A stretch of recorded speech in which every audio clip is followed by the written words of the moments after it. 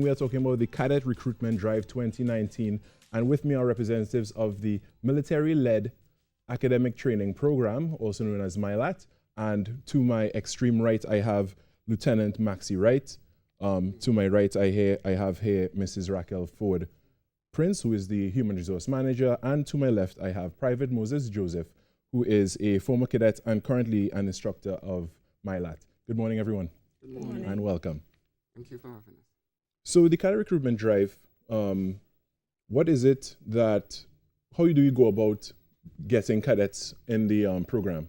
Well, first of all, let me describe the program briefly so they would know why they would want to come into this program. The military-led academic training program is a 2-year residential program, voluntary, of course, for people between the ages of 16 to 20 who are nationals of our country. Okay. What we offer to them is social intervention, military discipline, and most of importance is academic instruction. How long has this program been going on? This program has been going on since 2007, so it's on its 11th year. 2007. Because I myself was a cadet when I was in secondary school, Unit 8 in Presentation College, and the MILAT didn't exist at that point in time. That's why I asked. Oh, no. This is different from the Trinidad and Tobago Cadet Force. Okay. All right. So it's a different body altogether. It's a different body altogether. Okay, understood. So what are some of the benefits that those who enroll can achieve, can get from the program? Well, first and foremost, we offer academic instruction.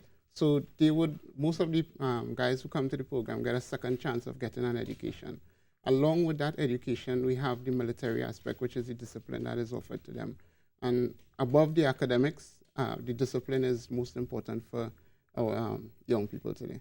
All right. So as your experience, Joseph, from a former cadet, how has it been transitioning into MILAT?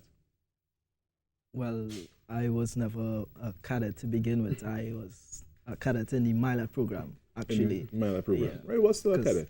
Well, yes.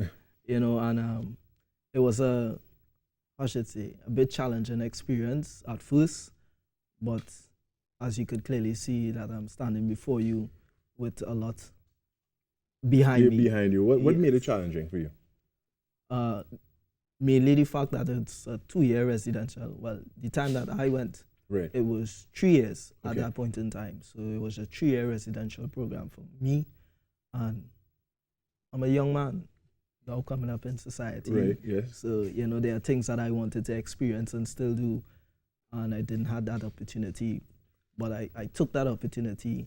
With MILAT. With MILAT to improve myself. To improve yourself and do something positive with the experience. Yes. And who knows, it's probably keeping individuals out of trouble, because they say idle hands are the devil's plaything.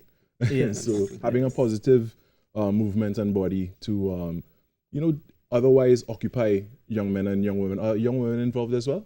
No, unfortunately, we do not have young women at the time. I don't know if such program will come up for them, but it's only male at this point. Maybe something for the future. Maybe something for the future.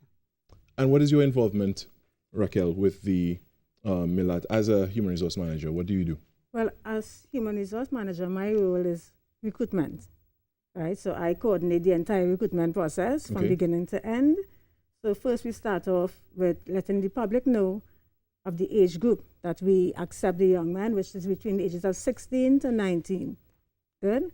Another basic requirement is that they must have completed 3 years or more secondary school, because MILAT being a 2-year program, they enter into basically Form 4, then go to Form 5, and then they graduate, right? And of course, in Form 5, they do the CSEC.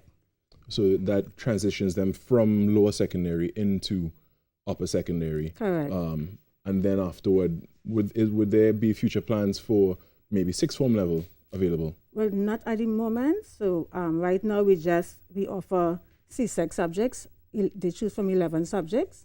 And as far as academics, that's it. But of course, MILAT offers a whole lot of extracurricular activities and paramilitary training, because the instructors are serving members of the Defense Force. And we have a full staff of teachers, who we call, of course, civilians. Tell me a little bit, Lieutenant, about the military training side of things. All right. Well, prior to the entering the academic phase, they come in about 3 months prior to the start of the academic year, and they go into what we call induction training. In the induction training, they are taught things like drill, which helps them with their discipline. They are taught navigation, they are taught life skills. They are also taught things like waterboarding, drills, and stuff like that. Could you explain what waterboarding is to me? Well, waterboarding is a bit, because it's marine type skills. So they learn to swim, they learn to save persons who are in trouble in the water and things like that. Okay, so you learn safety, you safety, learn water safety, preservation. Correct, preservation of life and everything. All right, so tell me about the drive itself. When is it going to be held? How do interested persons get into contact with you? Things along that line. If I can speak on that, the recruitment process is ongoing. We accept applications throughout the year. Okay. However, we do accept an intake just once per year.